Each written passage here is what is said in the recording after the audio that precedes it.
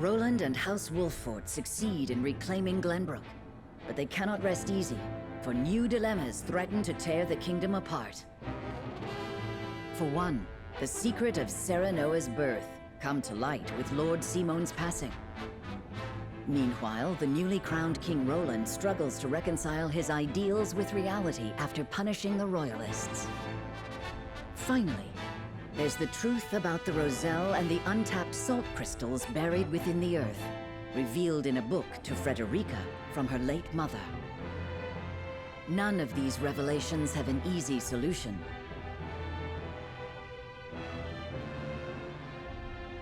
As all parties discuss the matters, they receive word that the survivors of the Isfrosti army are gathering at the Grand Norzelian Mines.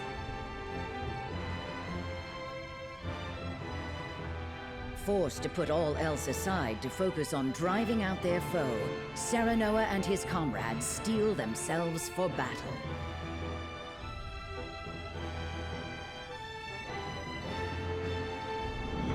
Chapter 16, Sleep, my friend.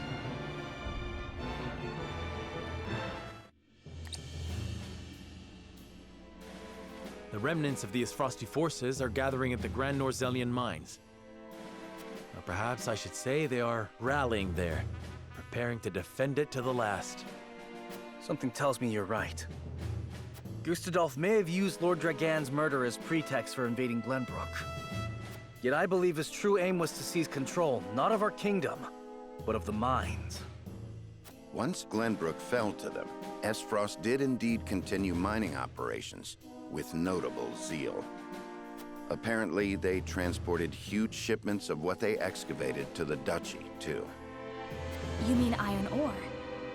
One would assume as much, but we do not know for certain. They say only a chosen few were allowed to have anything to do with the mining or transport. Odd, ain't it? Granted, the iron from the Grand Norzelian Mines is supposed to be decent stuff. But the Duchy has access to plenty of other iron mines of comparable quality.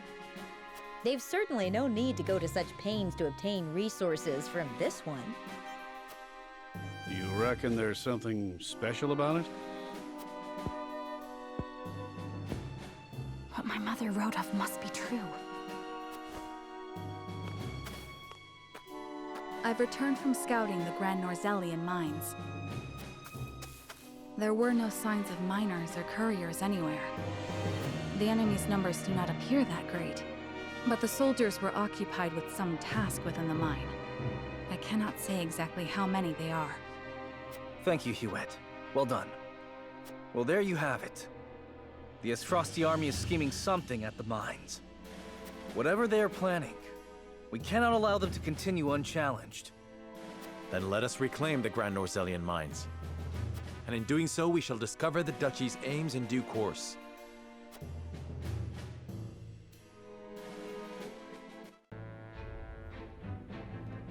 Hey guys, it's Skymer here, and welcome back to another episode of Triangle Strategy.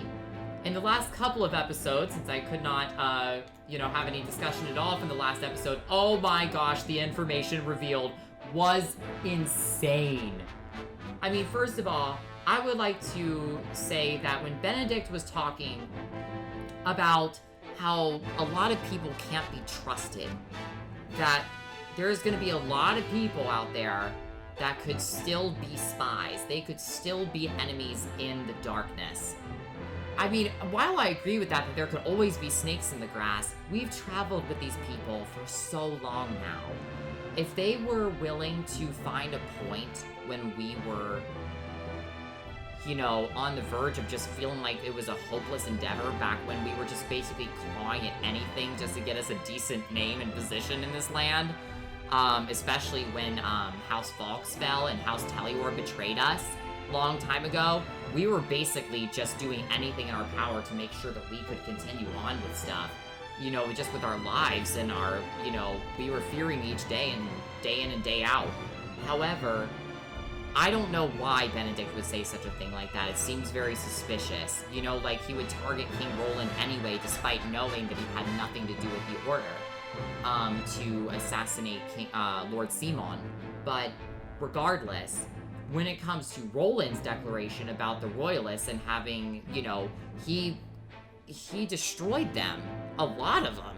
He ended a lot of their lives, and he said that he still didn't feel like it was solving anything. I'm like, because violence is never the answer. That is what I say. Violence is not going to get you anywhere. Like, that's what I truly believe. I mean, like, come on. I mean, I just thought to myself, especially on such a massive scale, and Benedict says, well, what about the ones who support Glenbrook's reign? And what if the ones that support you for your reign? And, you know, he was basically just like, you know, we still have to take them out then. You know, just because of the fact that you really don't know. They could just be saying it. I don't know if I really support Roland's actions, to be honest. I understand where he's coming from, but he took it too far. Maybe there's a way to be seen as justified, but not from what I can see currently. As for the Rosellan village, Frederica's uncoverings. This lady Frederica here, she is a mad genius. And like the stuff that she managed to get from this village upon returning safely from there with the Wolfort soldiers, oh my goodness. The book about her mother and that her mother wrote about the true things of the Roselle, this used to be a part of Centralia, I'm supposing. And the river must have used to flow through that whole area, like way south of here, right?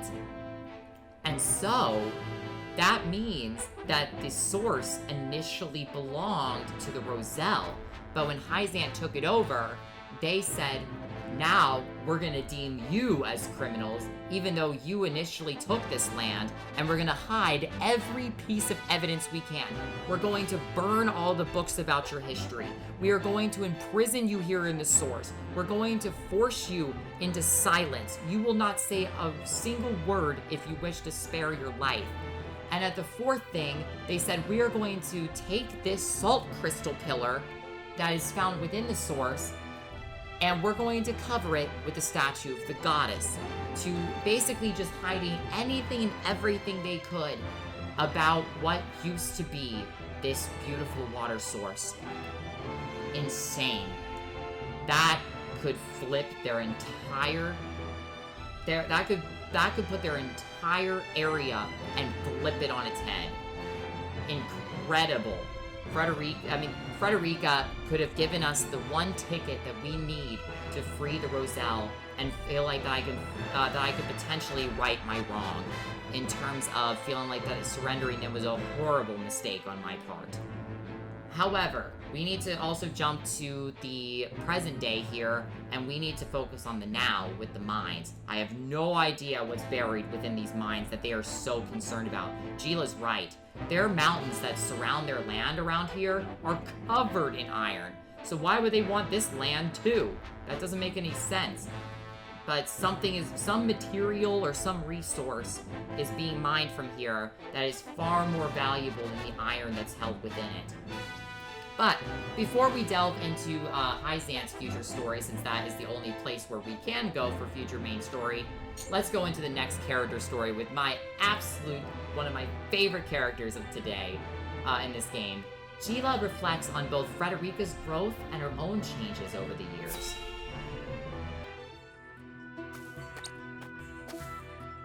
It's become late. We'd best keep an eye out for bandits. You have a warrior's intuition. You needn't worry. I won't let us come to harm. It takes no great intuition to see that this world is falling ever deeper into chaos. The reasons, however, remain elusive. Will we see our way safely through this darkness? I cannot say. We have naught but our duty, and mine is to Prince Roland, whatever might become of House Wolfort. I find your perspective refreshing. Although it may be direct, you walk the path you've chosen with confidence.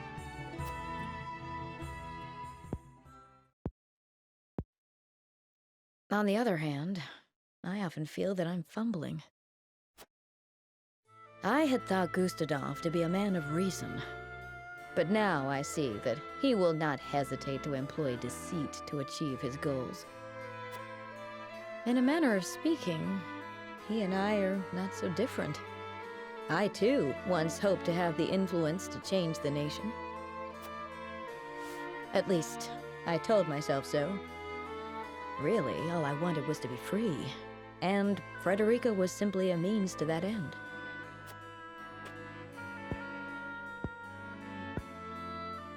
As long as I had what I wanted, I had no great concern for what became of her. Gila, But this war has caused me to reconsider that. I realize that Frederica herself is worth caring for. She's not the sheltered princess I took her to be. Her wits are a match even for Benedict. She surprised me and shamed me. I was wrong to underestimate her, to define her by her birth and station. She represents my greatest failures as a teacher, but also my greatest success. For she has truly taken my lessons to heart. I see now there is no shame in serving another, and no shame in sacrificing my freedom for something greater. Oh, but perhaps I've shared overmuch. For some reason, I find it easy to talk with you. the feeling is mutual. You are not so aloof as I thought.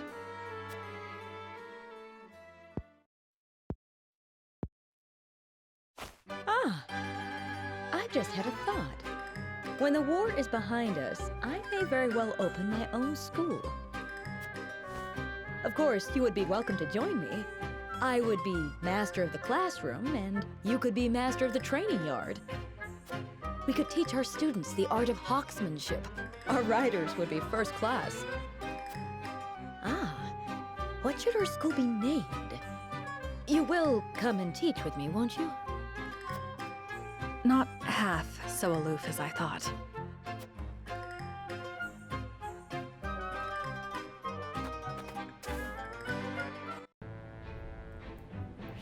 You know, if there's any sort of very rare emotion that I have in this game, it's laughter. And that just gave me a laugh, a very much needed laugh with how much crazy sauce this game has been giving us thus far. That was hilarious. What if we just open our own school? Like, Cuba's just like, oh, blah, blah, blah. Like, she's like, oh no, problematic, better run. Like, plan B, better escort from the situation very quickly.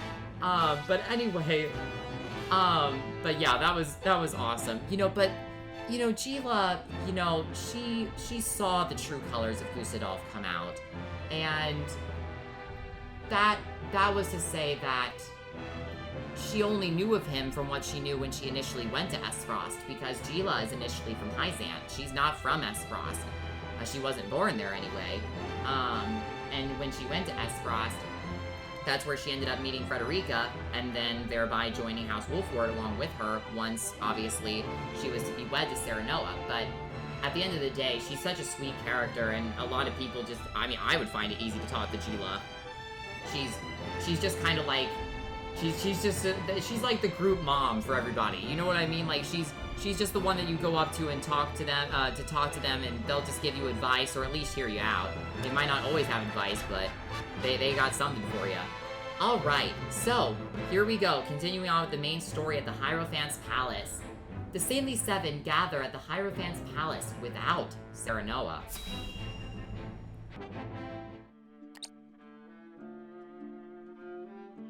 Glenbrook has withdrawn from the sanctions and reopened trade with us. King Roland is truly a man of his word. Furthermore, during the battle for the Crown City, our forces sustained nary a scratch, while the Esfrosti were all but crushed. We could not have asked for a more auspicious outcome. An outcome that would not have been possible without the Elfric we supplied them. Still, Minister Serenoa and House Wolford must be given credit for aiding in our victory. Minister Exham, how strange to hear you lavish such praise upon another. I am only speaking truth. Leaving Minister Serenoa in Glenbrook's hands is unwise. I agree. As one of the Saintly Seven, he belongs here with us. Of course. We shall bring him under our thumb. The Holy One has plans for the young lord. Making him our creature has the added benefit of bringing his entire domain under Byzantian rule. But I doubt His Majesty will be so willing to part with him. Oh, indeed. And yet King Roland owes us a great debt, which will be all the greater after we help him rebuild the Crown City. We will so overwhelm him with generosity, he will be unable to refuse us anything. So, you mean to seize Glenbrook as well, Minister Edor? Somehow I am unsurprised. I seek nothing more than to spread the goddess's grace and wisdom to Glenbrook and even Esfrost, until her divine protection shelters Norzelia in its entirety. That is what the goddess desires, and therefore, what the Hierophant desires as well.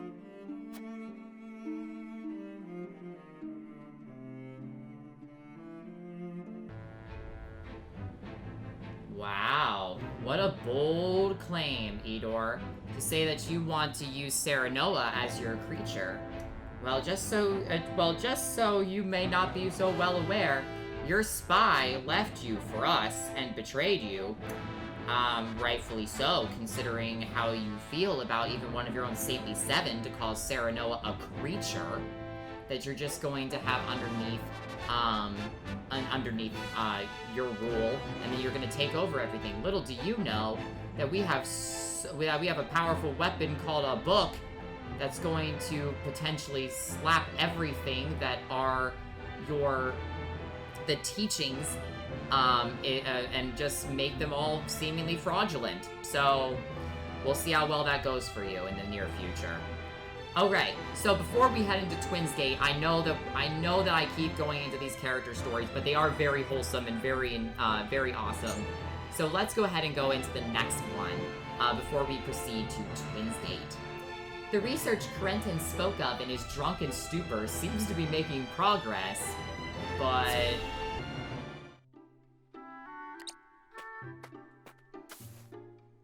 What's so urgent you can't let a man sleep?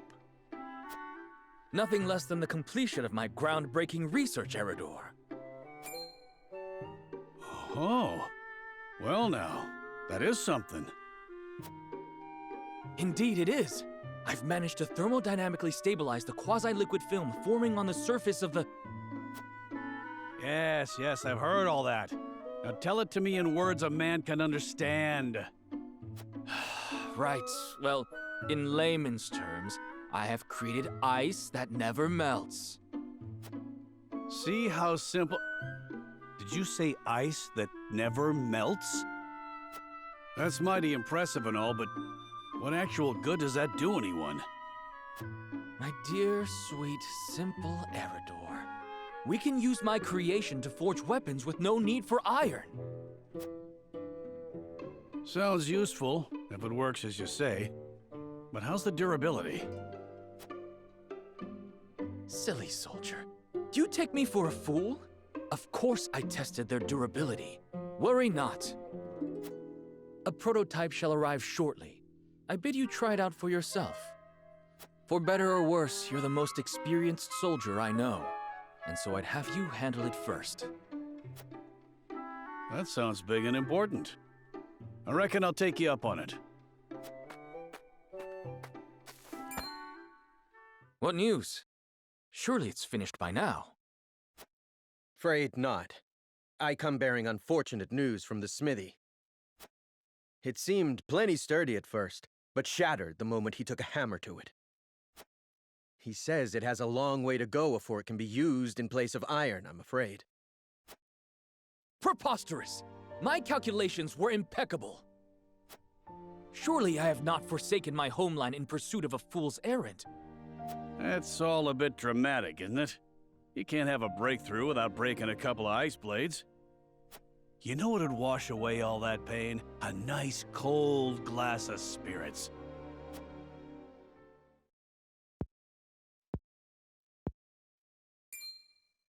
Spirits? That's it! That unmelted ice of yours could chill him forever, could it not? Groundbreaking indeed. This invention of yours could still take the world by storm. And I reckon the army'd have use for it as well. It'd keep our rations from going off. Weapons be damned. You've done very important work. The fact remains that my calculations were in error. So forgive me my reluctance to. Less sulking, more drinking. You succeeded, haven't you? Right then, this'll be my treat, and I won't be turning in till you do. Very well. Scientific breakthroughs never come easily, I suppose. Perhaps my next experiment shall be seeing how many rounds my everlasting ice can chill. Right then, to the encampment with us. 'Tis time for a drink or three. That's the spirit. Just promise me I won't have to haul your drunken ass home this time.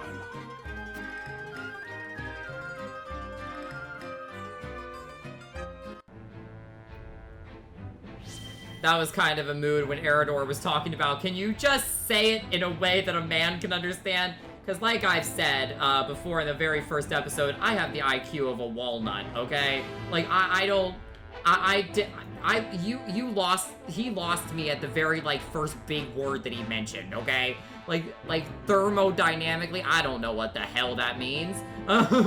Like, I'm just like, yeah, you lost me at dynamically, or whatever he said. I don't even know. Science, man, it is a very powerful thing, and I feel like anybody who studies science, I don't know how you do it. Honest to goodness, I don't know how you do it, because I don't even understand, like, a chemical bond, okay? Here we are talking about chemicals and chemistry in my triangle strategy Let's Plays. That's where we're at, apparently. So please diverge me off that topic, because we're gonna go nowhere with it. A load of cargo from the Grand Norzelian Mines arrives at Twins Gate.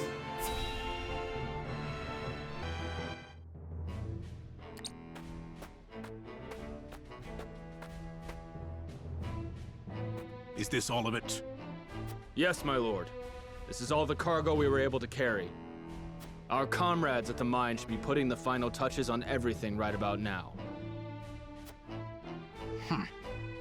And why is no one telling me what is happening? I don't even know what cargo you are hauling. We're only following Archduke Gustadolf's orders, my lord. Yes, I understand that. Stop your sniveling. Perhaps you may have heard the Archduke has summoned me to Ironstone. This may be the last time I serve at this fort. As such, I would like to show my appreciation for everything you've done. Do you have a moment? The sentiment is appreciated, my lord, but the Archduke insisted we make haste. And did he also insist you spit in the face of his uncle's generosity? No, my lord. Of course not. I meant no disrespect. We shan't refuse your gracious offer. Come with me.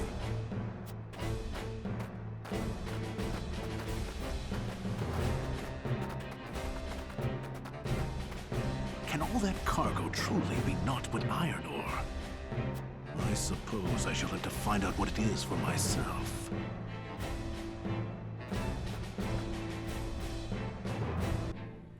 Oh. Of course it blacks out, of course it fades to black once, before he just gets it, because that's how stories like to be, put you on cliffhangers, we all know it all far too well. Alright, so, we have an exploration this episode, not quite what I was anticipating. I thought the battle was gonna come up a lot sooner, but nope, apparently not. Alright, well, you know what, oh man, I thought Milo was gonna get a story. Gosh darn it, Milo, why you do this to me? My girl. But anyway, let's go ahead and go into the investigation. These are always fun. The party heads to the mines to investigate and reclaim it from Esfrost's remaining soldiers.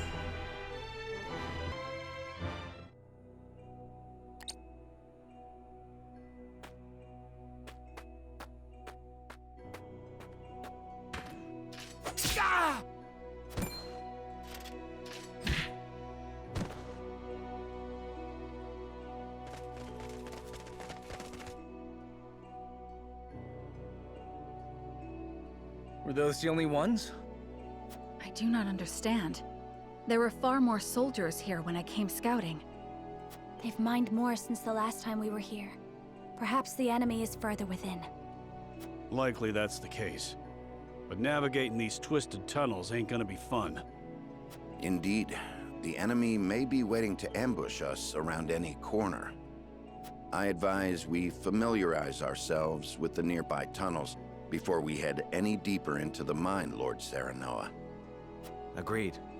Let's take care to cover our tracks while we look around.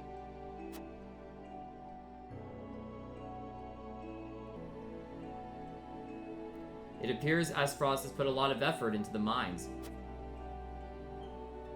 They've installed quite the number of mining carts, perhaps to transport large quantities of ore. Let us investigate the area further, but we must be on our guard. There's no telling if or when the enemy will strike. We might be able to ride the minecarts to get through the tunnels quickly. Let me see if they work. We might even be able to use them against enemies. Look out, Eridor! Whoa, the cart!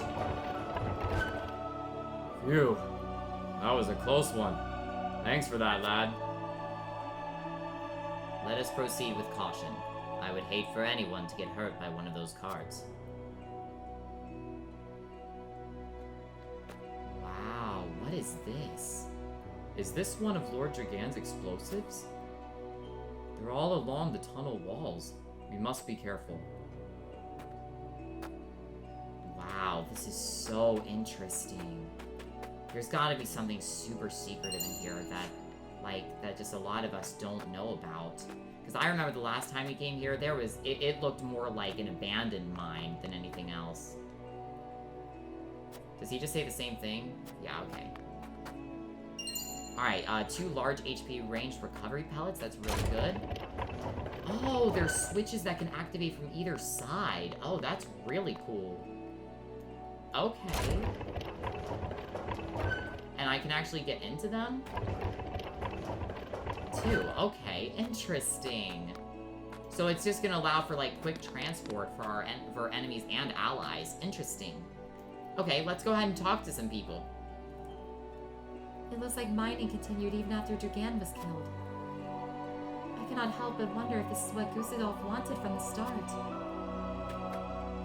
I don't think you'd be far from the truth on that one. Cure all pellets? Okay, I'm just checking all these just because I want to make sure that, there's not a different line or anything like that, from anyone here. There were more people here when I came scouting. My guess is that they are hiding within the tunnels now. They may be planning an ambush. We should see if there's anything we can use to our advantage around here.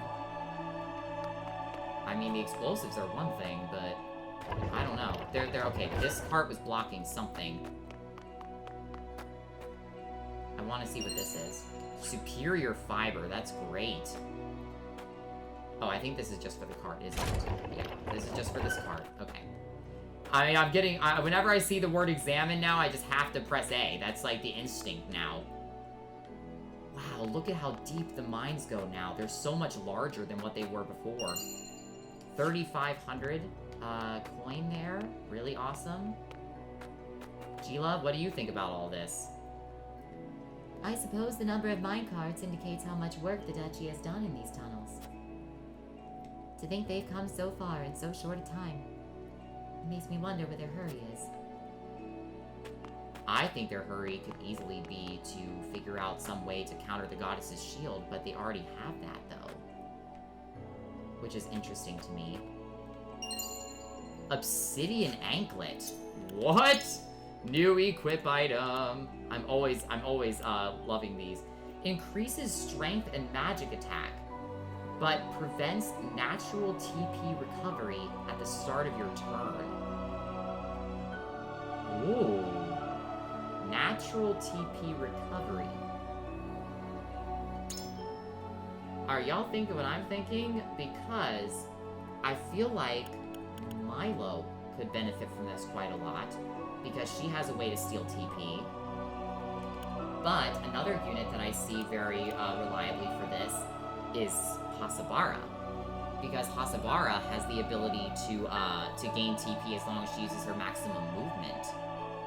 And her Tavern Keep staff is really good too, and most of her healing will just come from the little passive healing that she'll get from one of her skills.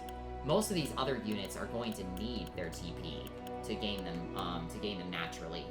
So I think for now, we're gonna go ahead and put this on Hasabara. And we'll take it for... We'll keep the Black Anklet on her just to increase those stats, but we'll go ahead and give her the Obsidian Anklet too. We're just gonna make her a very, very strong fighter. One that can also potentially heal at some times too. Okay, there's something here, another 3,500. Jeez Louise, whenever this game tends to give you a lot of money, it's always a little bit scary, because you just can't help but think to yourself, there is so much going on.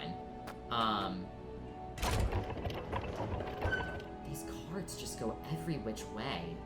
I mean, if this is where the next map is going to be held, this is going to be a crazy... This is going to be a crazy time, man. Okay. Let's go ahead and head up this way again. And these are his explosives, so they're made of salt, I think. Or at least one part of them contains salt. Okay, Anna and Roland will save for last. Let's go ahead and talk to Eridor.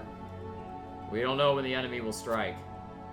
But when they do, we can utilize these minecarts to fight back. We've just got to make sure we don't hit any of ours. Right, what this reminds me of is, when we were in the Avlora map, you know, with the houses and stuff, we didn't want to get our own enemies caught in the crossfire. And in the range of the houses. These cards may prove useful in the event of a battle. Thankfully, I have yet to see any trace of the enemy. I think now a good time for us to glean the position of the cards. Okay, and I can't see these guys. Oh, no, I can. Just what is Esfrost's aim? There may still be survivors. We cannot let our guard down. Okay, so I think that's all the main people without the conviction choices that we've talked to. Let's go ahead and talk to Anna. It doesn't make any sense. Troops should be stationed at the entrance, regardless of whether you want to defend or abandon the mines. So why are the soldiers hiding in the tunnels? They gain nothing by hiding in the tunnels. Perhaps they're luring us into some sort of trap. I doubt they do it on their own volition. It may be some tactic that they have been ordered to carry out.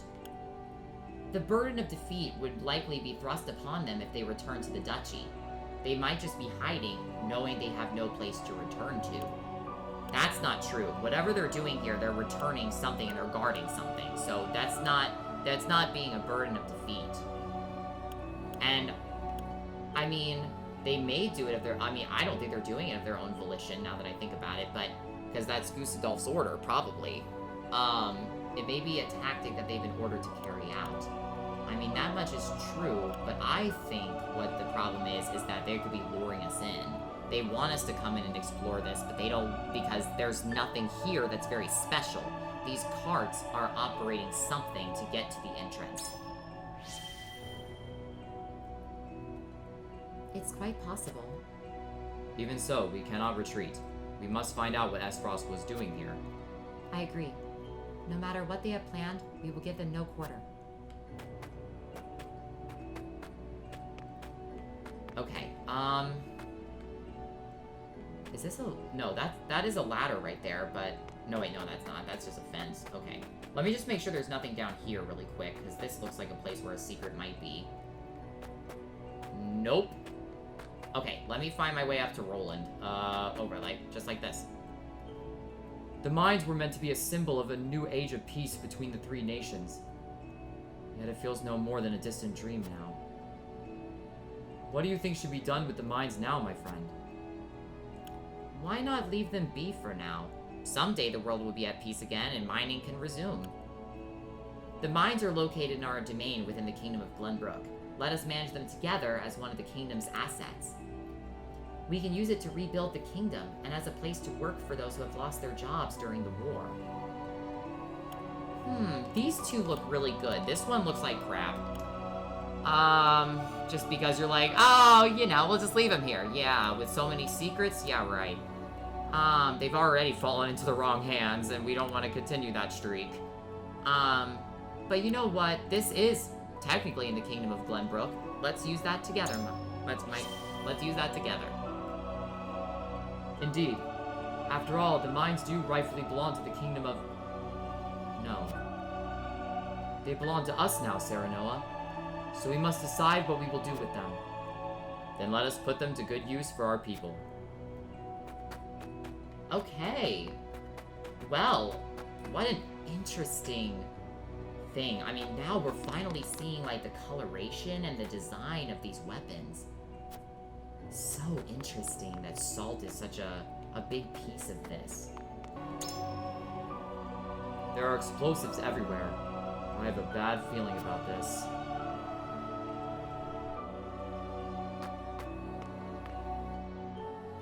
Benedict, these spheres everywhere. Unless I'm mistaken, they're explosives.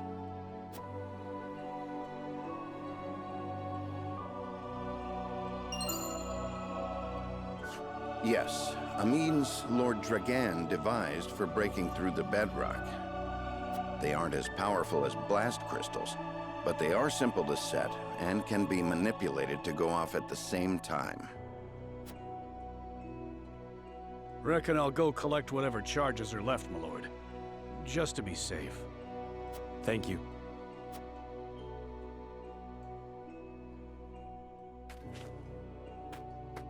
I do not find it strange that there are explosives in a mine, only that they have been left here. Indeed. As deadly as they are, one would hope they were stored more safely. You'd think the miners would have put them at the far end of the tunnel if they meant to use them. But they're everywhere, along the whole length. If they were to detonate, the entire tunnel would collapse. Then they must have been left here on purpose. Intruders! Get them!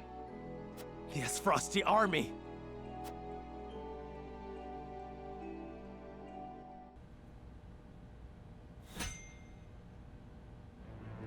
Well, that was inevitable, wasn't it? I mean, this battle had to have appeared at some point. Alright, well in the next episode, we probably have one of the most unique battles in this game up to this point. We are going back to the mines, but they are bigger, better, and scarier than ever. But you know what, since we still have so many character stories, we should end this on hopefully a high note, but we'll see. Hasabara's story is next. Even the tavern, meant to be a place for people to forget their worries, sees its share of troubles.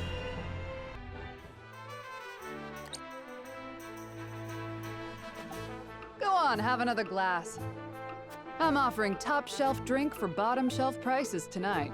No need to fret over your coin purses. See?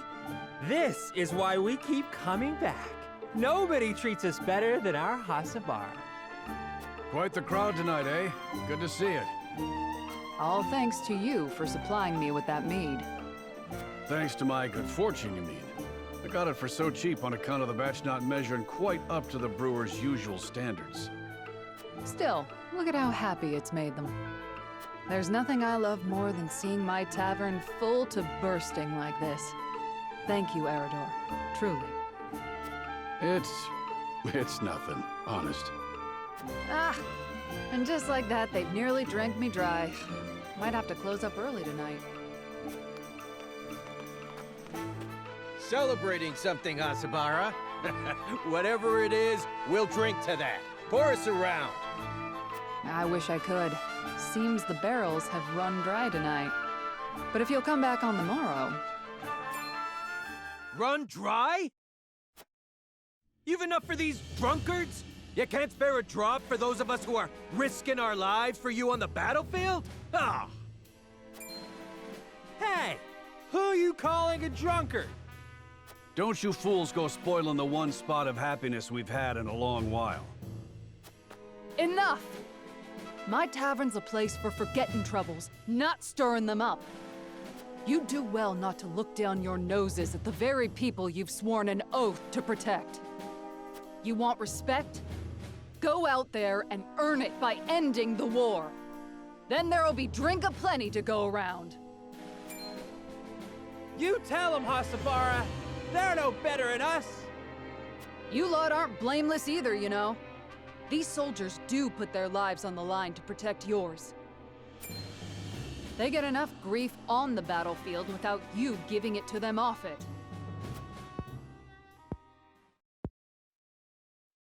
I'm sorry. I don't know what came over me. No, I shouldn't have let my temper flare.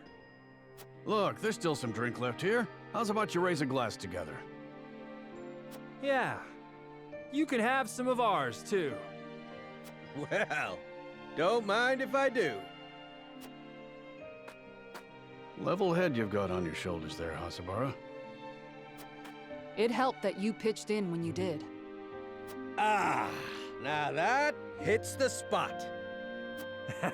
Doesn't it? Here, I'll pour you another. See, now this is what I live for. Giving people a place they can come together and leave the worries of the world behind for a while. Somehow, I know this is what Theo would have wanted me to do. If only I could raise a glass with him. Aye, I reckon he'd be proud. You've made a spot of sunshine for people that don't get much of it these days. People like me. What with business booming again, it looks like I'm going to have my hands full for a while. Don't you worry for your mama, Theo. As long as there's ale to be poured and smiles on her customers' faces, she'll be just fine.